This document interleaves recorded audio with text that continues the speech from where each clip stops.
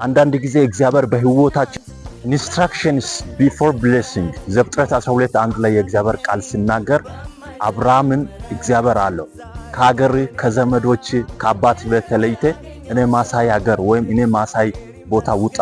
ይሄ the big instruction that's already given for Abraham ለአብርሃም የተሰጠ በጣም ትልቅ ኢንስትራክሽን። አባትን ቤት ተለይተ መውጣት ይከብዳል። አክቹአሊ እኛ እንደ ፐርሰናል ስናስብ በጣም የሚከብድ ነገር ነው። አንድ የተለማመጥከውን ሀገር ተለይተ መውጣት በጣም it's a big challenge። ሌላው ደግሞ ከዘመዶች የሚቀርቡ ሰዎችን ትተ መውጣት ከባድ ቻሌንጅ ነው። ነገር ግን እግዚአብሔር ኢንስትራክሽን ሰጠ።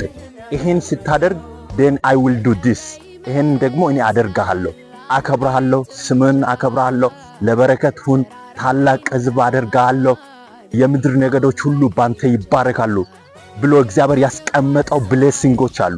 ይሄ ብሌሲንግ የሚፈጽመው ያንን ኢንስትራክሽን ሲፈጽም ነው።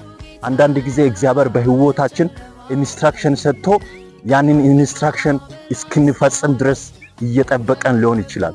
ስለዚህ እኛ ራሳችን መጠየቅ ያለብን ነገር እግዚአብሔር የሰጠን ኢንስትራክሽን በህይወታችን በመንገዳችን በምንመላለሰው በእያንዳንዱ ጉዟችን የእግዚአብሔር ኢንስትራክሽን ፈጽመናል ወይ የሚለውን ጥያቄ ራሳችን መጠየቅ አለብን። እግዚአብሔር ቀናችሁን ይባርክ። ወዳችኋለሁ። መልካም ቀን ይሁንላችሁ።